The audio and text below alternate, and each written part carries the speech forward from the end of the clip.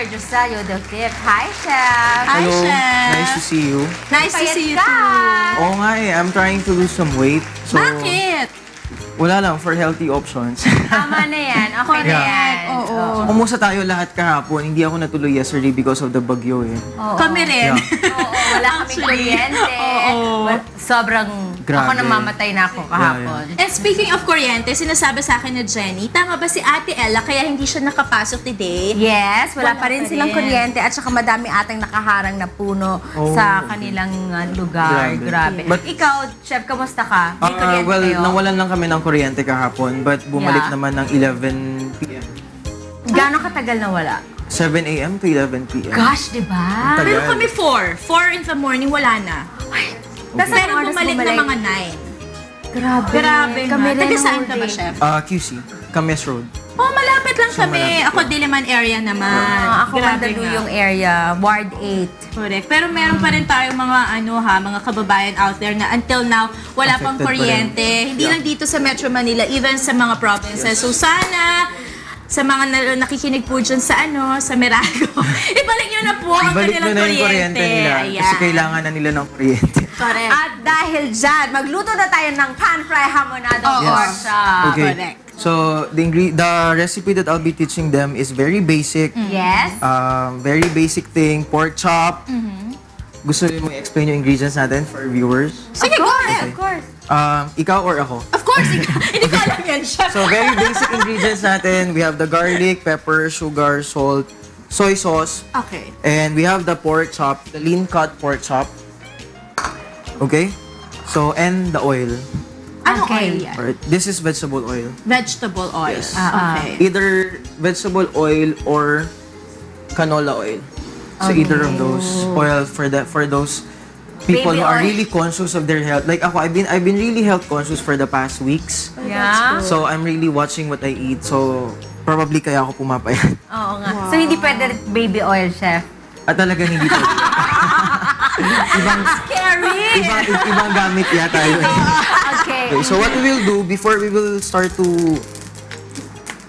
marinate the meat. Tumatalsik. Yeah, so maglalagay lang tayo ng konting oil.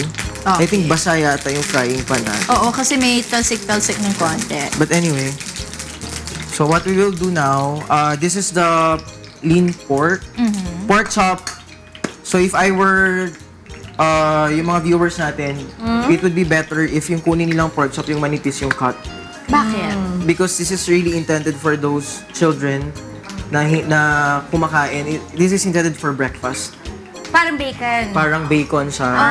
So, intended siya for breakfast, yung mabilis kainin, hindi siya intended na gamitin mo yung knife para Okay. kainin mo siya. So, it's really for So, quick. parang gumagawa tayo ng homemade bacon din. Parang homemade bacon na may twist na ang ginamit natin is pork chop. I see. Okay. Yes. And then we can ask them sa groceries na hiwain ba Yes, yun? pwede. Yes. Yeah. Other option that they have, they can also use the liempo. Na manipis. Yes, na manipis. Papahiwa na. Yes, Pahiwa ko ng ipapahiwa. manipis. Yes. Ganon. Yeah. Okay. Okay. Parang mas gusto ko yung liempo. But, okay, tikman natin. Yeah, okay, yeah. Nag-request ako. So this one, the first thing that we will do is that we need to marinate the meat. Okay. So first, you need to put the soy sauce. Okay. It's very basic, as in sobrang bilis nga. And then you add the garlic. Okay. Siya, pwede ba yung marinate overnight? Better. If It would be overnight. better if you will marinate it overnight. But for those people na kailangan nila mabilis, siguro 1 hour, it's already okay. Okay 1 na. hour and 30 minutes, yeah. Oh, actually, yun din yung gusto ko itanong kay Chef. Ano ba yung parang pinaka-maximum na time na parang you would suggest para talagang kumapit yung marinade natin? 1 hour to 2 hours. Pasok na yung lasa nun? 15 minutes. Hindi siya kaya. Hindi siya kaya. But it would be better if it would be overnight. Overnight. Kasi the following day, Iba nga, Chef, yung ibang I know, like my tita, Yes. as in more than a day, yeah. nagmamarinate siya. Kasi sabi niya, mas kumakapit daw. Pero Yes. in 15 minutes, it's Hindi- just the same. It's just the same. Normally 1 hour talaga. Chef, kung iwanan ko ng 3 days to 1 week, hindi ba siya, Hindi siya masisira eh. hindi siya masisira? Yes. Kasi parang nagkakaroon na siya ng preservatives. Yes, preservative. Yeah. Ayan. Because salt Okay. itself is a preservative. Salt Long time itself. ago, wala pa tayong mga MSG, wala tayong chemicals. Salt Salt? was used Ah, in ancient times to preserve food, really? yes. Oh, So that's okay. a bit of Sige, history may there. nalaman tayo there. Okay, so we Trivia. add the pepper, Okay. we add the salt, Then we add the sugar. Sugar. Bakit nga ba brown sugar usually for man? Healthier. Brown sugar is healthier, Less chemicals. less chemicals, Less processing. and mas malasa siya compared to the white one. Less Well, processing. budget cost, mas mura. Ay, mas mura pa. Tama. For our viewers who's really conscious with the budget. So, what we will do now is that we will start to just to marinate. So, ima-marinate mo lang siya. Alam mo, partner, okay na gumagawa tayo ng ganito, chef, no, habang minamarinate mo yan. Yeah. At least, mas less yung chemicals and preservatives Yes. na pinapakain natin sa ating pamilya. Correct. Kasi yung mga over-the-counter na meron Yes. ng lasa. Food coloring, Yes. meron ng preservatives. So, mga kasambay, gawin niyo po ito sa inyong mga tahanan. Correct. Di ba, chef? Yes. So, this one, we have a finished product. I marinated it overnight. Wow! So, ito, demo lang natin to for our viewers. So, well, ito pwede natin lutuin to mamaya. Mamaya. So, what we can do is that kung nalagay nyo na yung all of the ingredients, the salt, the sugar, the pepper, and everything, what you need to do is that you just season to taste. So, when I say season to taste, tikman nyo na lang kung okay na sa panlasa natin, okay na. Okay Kung na hindi, yun. dagdagan na lang natin. Okay. Okay. So, what we will do now, I'll just wash my hand. So, let's start Set to aside na muna natin. set aside chef. natin yung bagong gawa. Okay. Ito yung overnight. Ito yung overnight Sarap. natin. So, Yes. let's try to fry it. Yeah, you fry it na siya. Natasik ba yan, chef? Di naman. Medyo. It's okay. Dito na lang. Yung may tabi-tabi na si Monica. Because Okay. she's gonna fry it na. Oh my God! Di bagay sa akin. Okay. Eh, mapayat si chef. Makikita ka eh. So, before you Favorite put tago kasi the meat, make sure that the oil is hot. Oo, para At yung least less absorption. Less absorption and mabilis siyang lutuin. Okay. Kasi the more na binababad mo yung meat sa oil na hindi siya mainit, dinidikit eh. So, medyo Kumakapit no yung pagkain. Parang oil. kumakain ka na ng super daming mantika. Di ba siya? Okay. Which is very unhealthy. So, this is what we Ayan will na. do. Ayan na, nararamdaman ko na. Talsek! Woohoo! So, this is Ay, di pan fry. naman. So, when I say pan fry, less oil Yes. and then hindi siya deep fry. Okay. Yeah. So, mas mabilis siyang lutuin. Pwede namang pan fry siya. Yes, this is Pwede. pan fry. Yeah. Okay. But I tried doing it deep fry. fry? Medyo nasisira yung meat eh. Kasi what do you- sobrang lumiliit siya. So this one is pan fry. nagsishrink? Yes, nagsishrink siya. Pan fry na lang. So what we need to do is just need to wait. Nice. Ilang minutes yan, chef? More Lutuin? cooking time, 8 minutes the most. 8 minutes the most. Woo! Pag liempo, it's the same process It's the din. same process. Yeah. Okay. It's just that si liempo kasi walang buto eh.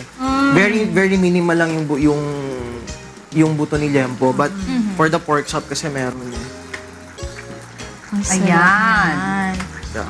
Tapos I think kapag, like kasi you mentioned para tong bacon, no, na homemade, Yeah. mas maganda siguro if you serve this sa mga kids, yung gawin mo siyang strips, no, parang hatiin mo siya into 3, para isipan talaga nila, parang a different kind of bacon. Correct. Yes. Well, good for baon. Baon for the kids sa school. Yes. Mga baon nila. And then yung mga...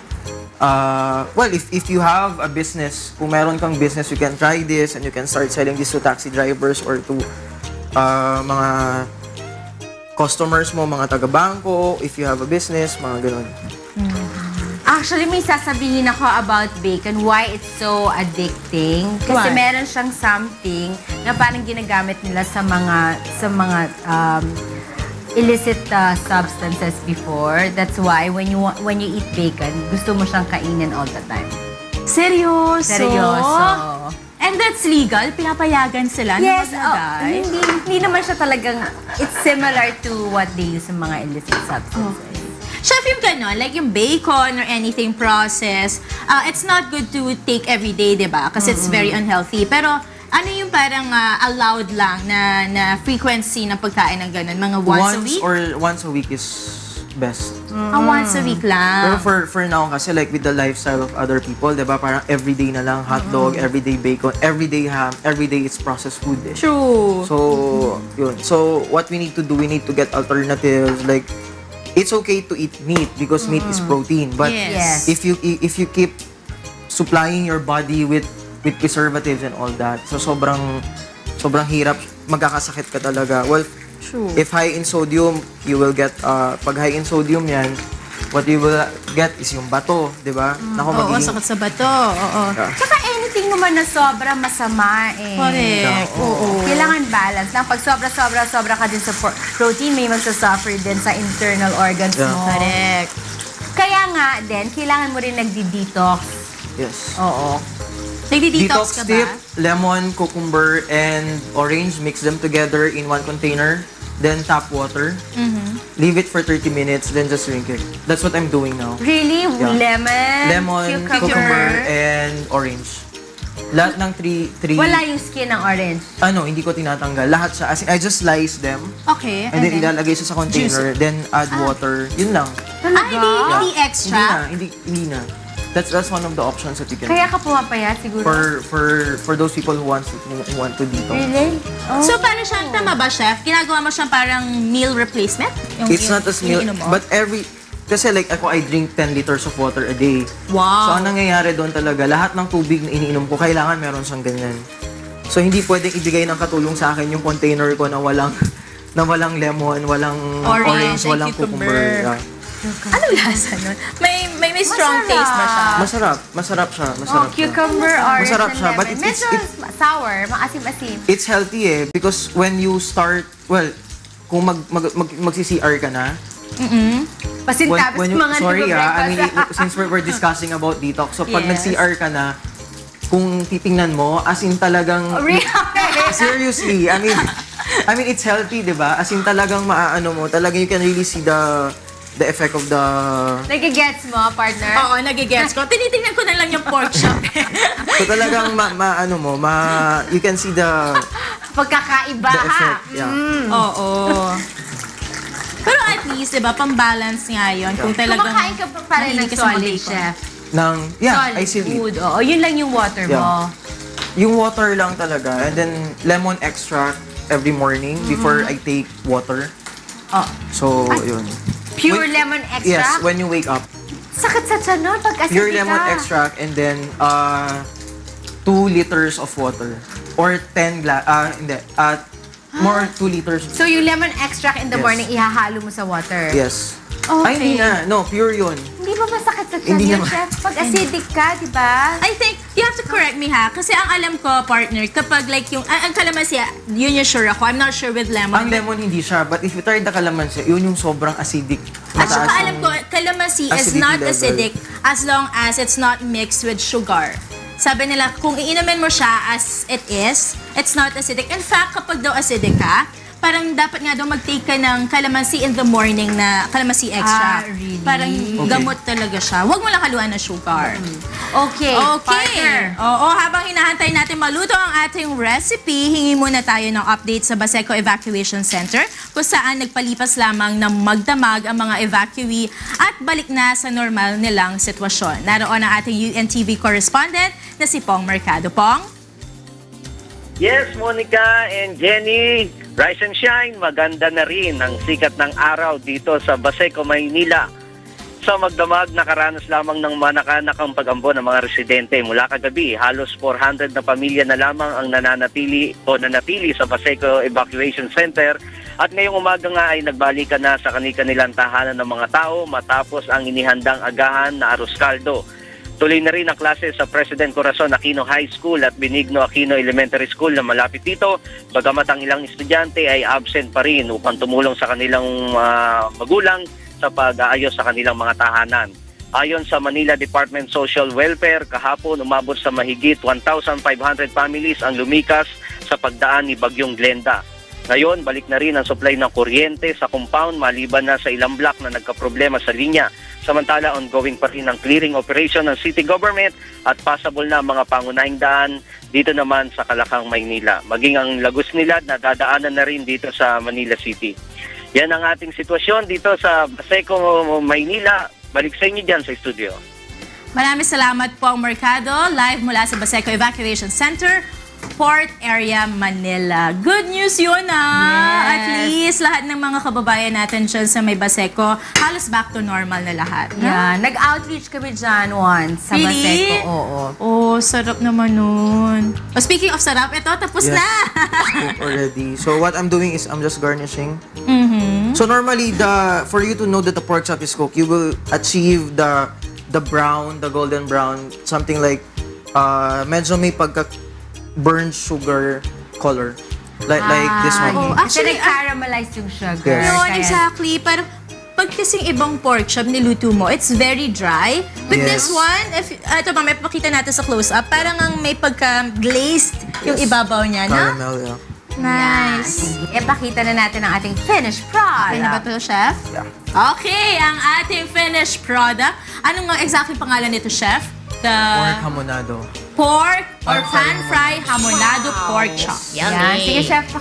Okay, let's eat. Join us, Chef. Join na siya. Let's Wala start. akong plato. It's okay. Sa'yo yung kanin, actually. Ayan. Kuha na ako, partner, ha? Let's taste. Nag-cut na ako para hindi tayo mahirapan. So, Okay. Ayan. Okay. Subuhan mo na rin kami, Chef. sige. Subuan eh. Sabi niya nag-cut na daw siya. Subuhan mo na rin kami.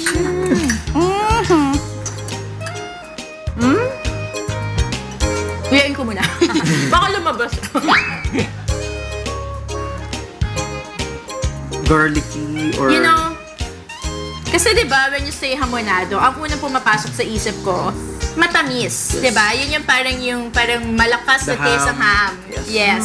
And this one, medyo ganun talaga siya. There's a sweet taste, but it's not too overwhelming. Tamang-tama lang siya dun sa parang natitaste ko pa rin yung difference ng pork chop and ng ham. Which is good, by the way. Yes. Dahil hindi lang puro tamis yung malalasahan mo. In fact, malalasahan mo rin yung meat, di ba? Correct. There's garlic. Yeah, and how come may parang garlicky taste? Did we put garlic? Meron Yes, siyang we garlic, did. yes. Oy, kasi naman si Jenny hindi nakikinig kanina. Okay. Kaya, thank you so much, Chef. Siguro, kailangan mo na mag-promote. Yeah, for my catering services, Alexander Joselo the 5th Catering Services, 0917-864-3079. Again, that's 0917-864-3079. My new restaurant, Sausage Yes. Chicken and Yampo. Where? It will be in SM Mall soon. Wow, And- wow, SM Malls? Yes. What else? Bacho Dental Clinic, thank you. Flawless for my derma, thank you also. Aba! May Yeah. ganyan ka na, Chef. That's Yes. wala. Chef? Meron na rin sponsors si Yes. Chef. Okay. Nakakatawa. Talaga dito sa Rise and Shine, no? Nagkakaroon talaga ng mga sponsors. Yes! Okay, Yes. thank you so much, Chef Okay. Alexander. Yes. Ikaw na. Yan, syempre, magbabalik pa rin po ang Rise and Shine!